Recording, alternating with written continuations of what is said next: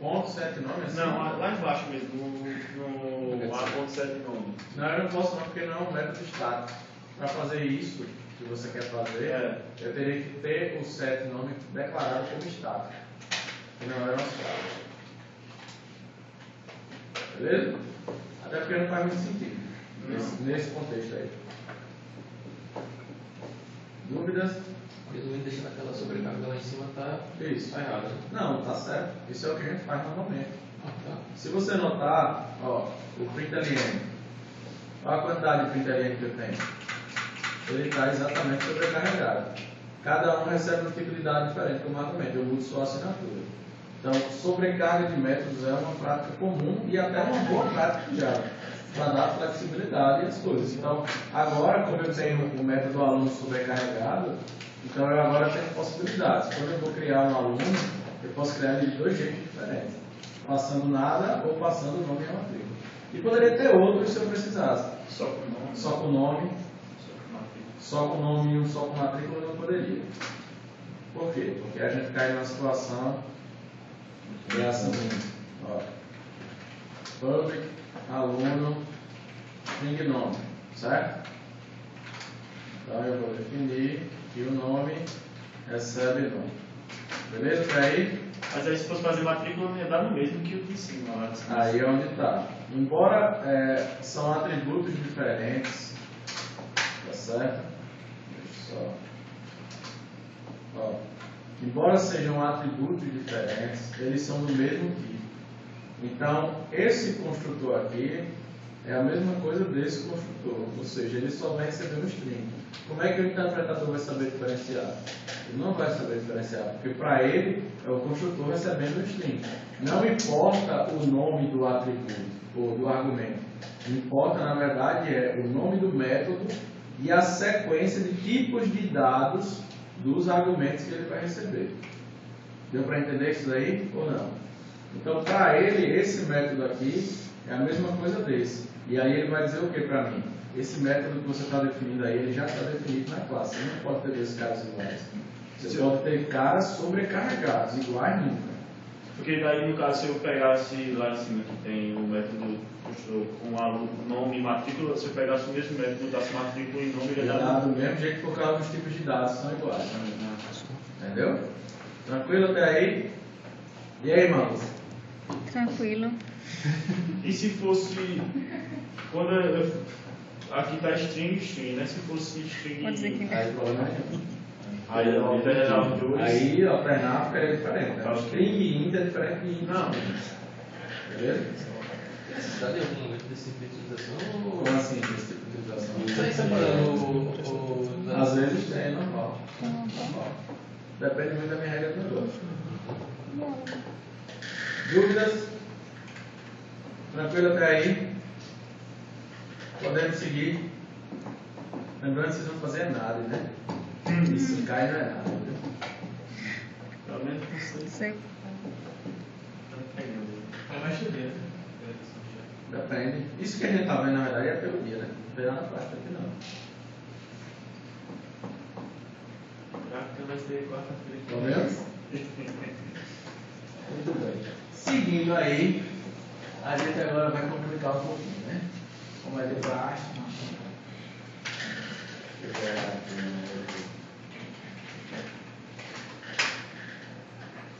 Vou criar aqui um novo.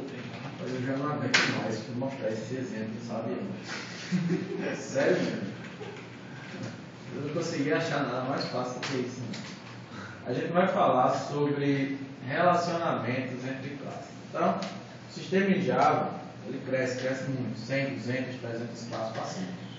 Então, não faz sentido um sistema ou um software projetável com classes individuais. Na verdade, o que a gente tem são classes cooperando e se relacionando. Isso é o que é o nome. Tá? E aí, em cima disso, a gente tem alguns tipos de relacionamentos específicos. Para nós aqui na prova, eu vou cobrar dois de vocês. Associação e hierarquia. Muito simples. Tá? Então, o primeiro deles é exatamente a relação de associação ou agregação, que é a mesma coisa.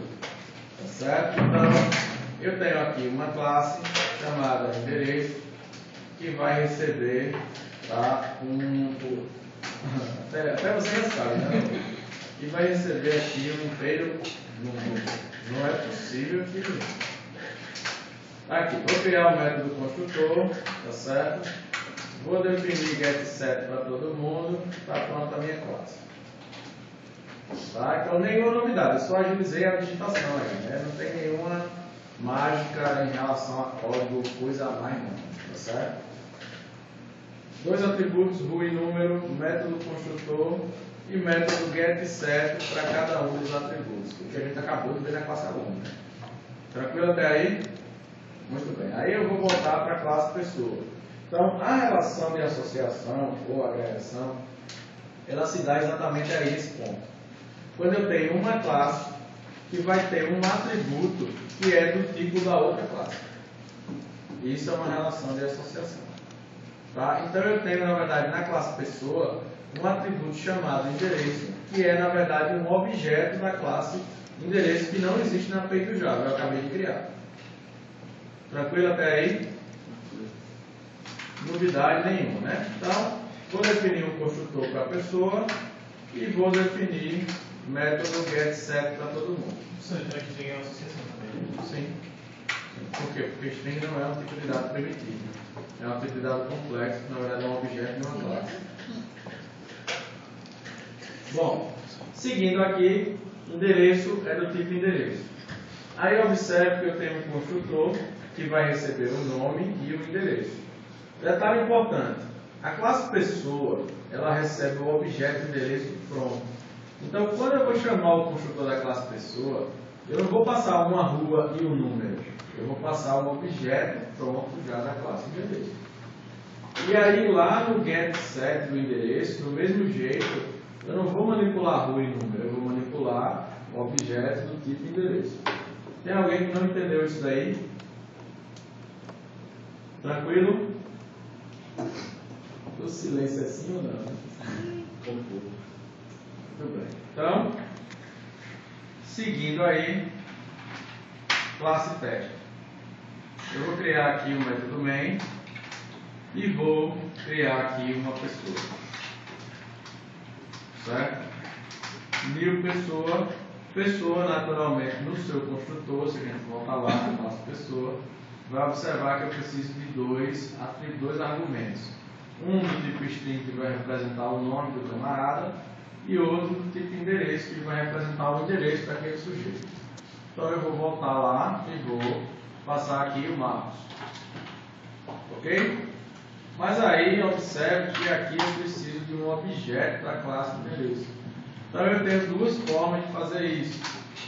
Eu posso criar um objeto endereço aqui, passando uma rua e passando o número aqui, certo? E posso passar o sujeito como argumento no outro construtor. Essa é, digamos, a forma do pré-escolar de fazer.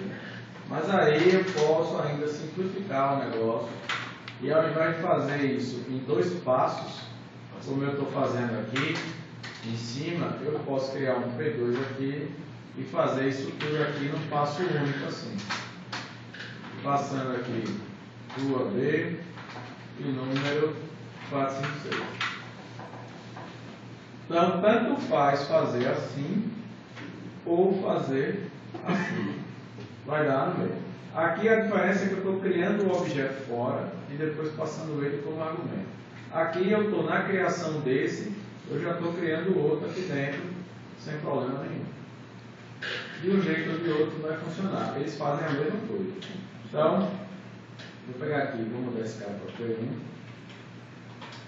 Se eu tentar chamar aqui, ó, P1.getNome, deixa eu mudar que o nome não é lá, né? Mari, então. O nome de P1 é Marcos. Certo? Aí eu vou fazer a mesma coisa para o P2. E aí eu tenho Marcos e Maria. Objetos diferentes, com atributos diferentes. A mesma coisa eu posso fazer get endereço do P1. Aí deu problema. Deu problema não, né? Tá tudo certo aí. Exatamente. Eu pedi memória, né?